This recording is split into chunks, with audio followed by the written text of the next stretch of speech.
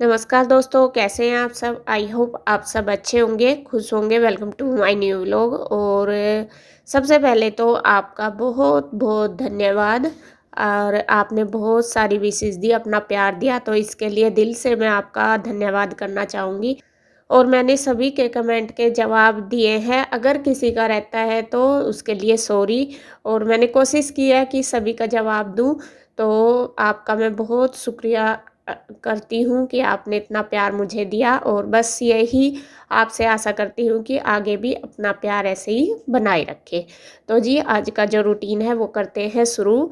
और ये एनिवर्सरी से अगले दिन है, मतलब 2 मार्च, और सुबह का हमारा काम हो गया है शुरू। और आपको पता ही है, जैसा भी कोई भी फंक्शन होता है, सेलिब्रेशन कुछ भी करते हैं, तो उस दिन तो हमें पता नहीं चलता कि कितना फैल जाता है हमारा घर, बहुत ज़्यादा। क्योंकि उस दिन तो हम बढ़ाने पे रहते हैं काम को, और करना या संगवाना फैलाना कितना हो जाता है वो हमें बिल्कुल भी पता नहीं चलता। और जब उस अगले दिन हम उसको देखते हैं तो हमारा हो जाता है दिमाग ख़राब। क्योंकि सुबह ही जैसा जब तो हो जाता है, एंजॉय करते रहते हैं, लेकिन अगले दिन जब वो हमें साफ़ करना होता है, हटाना होता है, तो देखते हैं घर की हालत भी बुरी हो जाती है। तो जी खैर, सभी के साथ ऐसा ही होता है।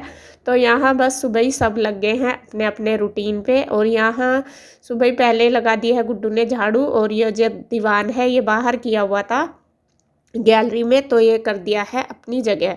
क्योंकि गैलरी में कल से ही मतलब दिक्कत सी हो रही थी, जब दीवान डाल देते हैं तो निकलने की जगह कम रह जाती है, इस वजह से। और ये साइड में इसमें वहाँ पे पौधे भी रखे, तो स्पेस कम रह जाता है। तो यहाँ सबसे पहले यही काम किया, जो एक्स्ट्रा कूड़ा था वो गुड्डू ने झाड़ू लगा के हटा दिया।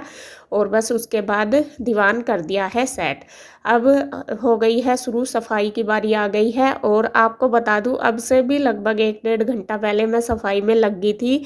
और सबसे पहला काम मैंने आज क्या किया है, ज्वेलरी को हटाया। मतलब जो ज्वेलरी वगैरह थी, ड्रेस थी, हमने क्या पहनना था, कौन से धोने, वो सारे कपड़े मैंने निकाल ले। और जो बच्चों की भी मेरी भी ज्वेलरी थी वो सारी मैंने रखी है, चूड़ी वगैरह। क्योंकि सबसे बड़ा काम मेरे हिसाब से यही होता है।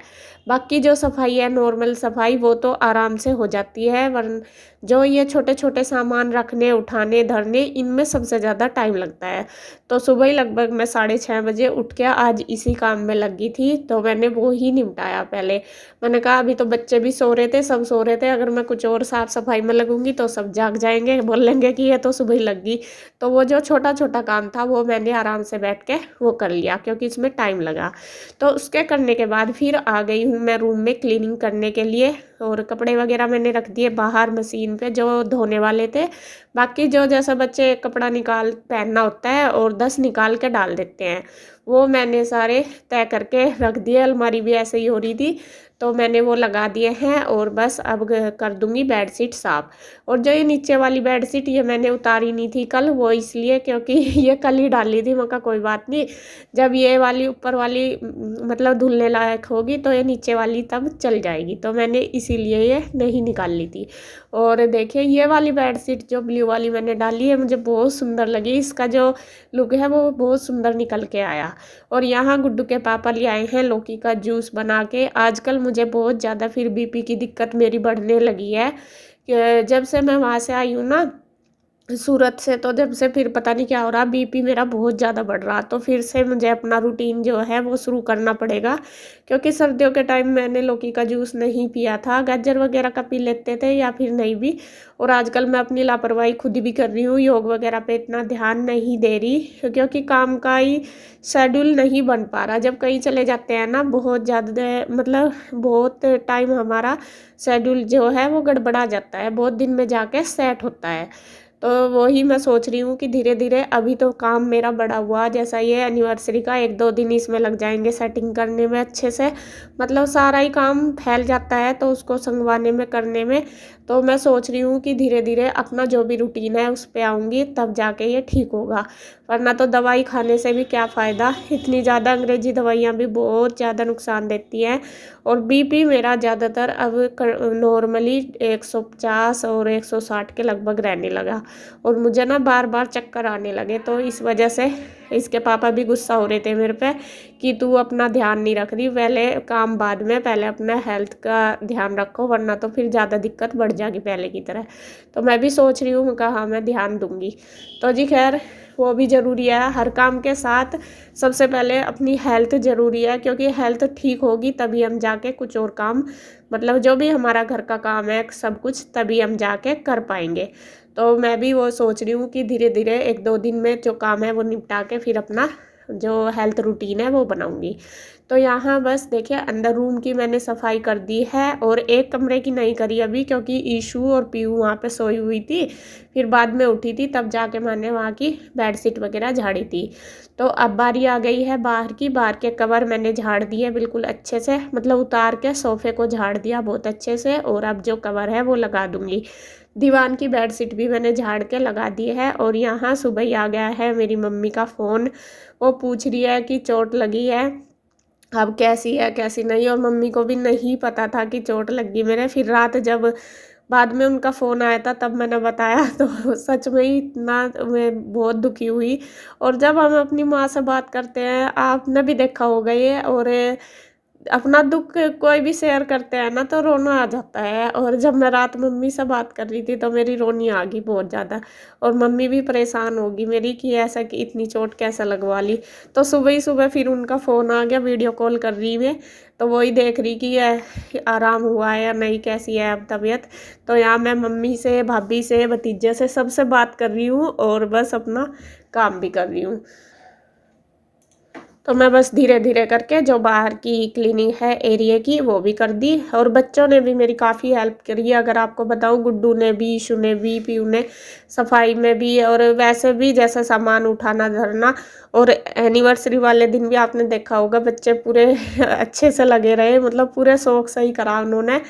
और बस मतलब हेल्प करी मेरी, बहुत ज़्यादा काम करा। तो खैर, बच्चों का सपोर्ट बहुत बड़ी मदद है। और देखिए, मैं आपको एक बात और क्लियर कर देती हूँ। कुछ देखिए, आपने बहुत सारी विशेस दी, उसके लिए थैंक यू, लेकिन कुछ 2-4 लोग हैं, मैं ज़्यादा नहीं कहूँगी, उनके कोई नेगेटिव कमेंट भी आ रहे हैं इंदु के प्रति। तो वो कह रहे हैं कि इंदु ऐसी है, उसका ऐसा नेचर है, या वो हेल्प नहीं कराती। तो सबकी सबसे पहले तो मैं आपको क्लियर कर देती हूँ, देखो सबका नेचर अलग अलग होता है, और हम आदमी को दूर से बिल्कुल भी पहचान नहीं पाते। जैसा अगर उसके साथ रहेंगे क्या, मतलब तभी जाके पता चल जाता है। तो आप ऐसे किसी को भी जज नहीं कर पाते, मेरे हिसाब से ये बात है। तो ये गलत बात है। देखो, करती है वो, मैं ये नहीं कहती करती नहीं। और जैसे कल खाना मैंने बना लिया था, वो जब आई थी उसने देखो बच्चों को भी तैयार किया, मुझे भी तैयार किया। ये भी बहुत बड़ी हेल्प होती है। ऐसा नहीं है कि मतलब हम खाना बना रहे, खाने में ही हेल्प, कुछ हेल्प ऐसी हो जाती है जो हम साइड से भी कर सकते हैं। जैसे मुझे बच्चे तैयार करने नहीं मतलब इतना नहीं कर पाती मैं, वो अच्छे से कर देती है। तो मैं सोचती हूँ चलो, वो काम जिस चीज़ को वो अच्छे से कर देगी वो कर लेगी, बाकी मैं खाना वगैरह तो खैर मैं बना लेती हूँ अपने आप। तो मैंने वही सोचा। और फिर आई वो, जब फिर मैंने पूरी बनाई तो उसने मेरे साथ पूरी भी बनवाई, बच्चों को खाना भी दिलाया। तो ऐसा नहीं है कि वो नहीं करती, हम एक दूसरे के पास जब भी जाते हैं, आपने उधर मुझे भी देखा होगा, उसे भी देखा होगा, तो हम जितना भी हो सके अपने आप से करते हैं। तो हम किसी को गलत नहीं ठहरा सकते। तो ऐसे कमेंट मत किया करो, उससे थोड़ा सा मन परेशान हो जाता है। और देखिए, अपने अपने तरीके से सब हेल्प करते हैं, ये नहीं है कि करते नहीं। तो यहाँ जी खैर, सफाई हमारी हो गई है, और उसके बाद है बस फर्श को धोने की बारी। आंटी भी आ गई थी, आंटी कर रही थी बर्तन, क्योंकि बर्तन भी आज काफ़ी सारे हो रहे थे। रात मैंने छोटे छोटे ही करे थे, जो कढ़ाई वगैरह थी वो सारी ऐसे ही पड़ी थी। तो मैंने वो सारे निकाल के सुबह ही रसोई साफ़ करी थी बिल्कुल अच्छे से, और बर्तन सारे कर दिए थे इकट्ठे। तो आंटी कर रही है बर्तन, तो मैंने सोचा आंटी जब तक करेगी तो मैं सफाई कर लेती हूँ। तो मैंने पहले झाड़ू लगाई अच्छी तरीके से, उसके बाद फिर फर्श को धोया। और फर्श मैंने सरफ डाल के धोया आज, क्योंकि चिपचिपा सा हो रहा था। जब ज़्यादा घूमने फिरने लगते हैं ना, और ऐसा जैसा 2-3 दिन से आपने देखा होगा ज़्यादा हो रहा चलना फिरना भी, तो फर्श भी धुला नहीं था। तो मैंने सोचा आज सर्फ डाल के धो देती हूँ, जिससे कि अच्छे से ये साफ़ हो जाए और जो इसका चिपचिपापन है वो भी हट जाए। तो सबसे पहले मैंने गिल्ला करा फर्श को सर्फ डाल के, फिर झाड़ू से रगड़ के अच्छे से धोया, और बस फिर उसके बाद मार दिया पानी। और आंटी ने पहले अपना किचन का काम निपटा लिया है, किचन में बर्तन वगैरह सारे कर दिए, उसके बाद फिर उन्होंने मार दिया वाइपर। और ऐसे ही मिलजुल के देखिए हो जाता है काम। और जब ज़्यादा काम होता है तो मैं आंटी के साथ हमेशा मिलके करवा देती हूँ, जैसे क्योंकि देखो उनका तो नॉर्मल टाइम इतना ही होता है, वे ज़्यादा टाइम नहीं दे पाते क्योंकि उनको और भी काम करने होते हैं। तो मैं हमेशा जब भी ज़्यादा कुछ काम होता है तो उनके साथ करवा देती हूँ, क्योंकि देखो काम एक नॉर्मल पोछा लगाओ उसमें टाइम इतना नहीं लगता, लेकिन जब गंदा होया रहता है घर, झाड़ू लगानी और धोना फर्श, तो काम बढ़ जाता है। तो इस वजह से मैं उनके साथ मतलब हेल्प करा देती हूँ। तो यहाँ देखिए दोनों लगे हुए हैं।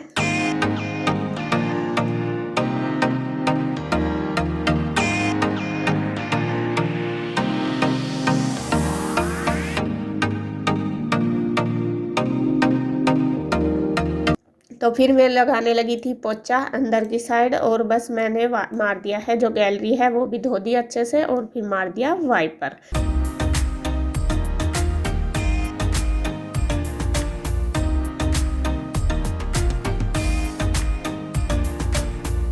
तो क्लीनिंग का काम भी मेरा हो गया कंप्लीट, और लगभग आज तो पूरा दिन यही चलेगा, दोपहर ही हो गया सुबह से।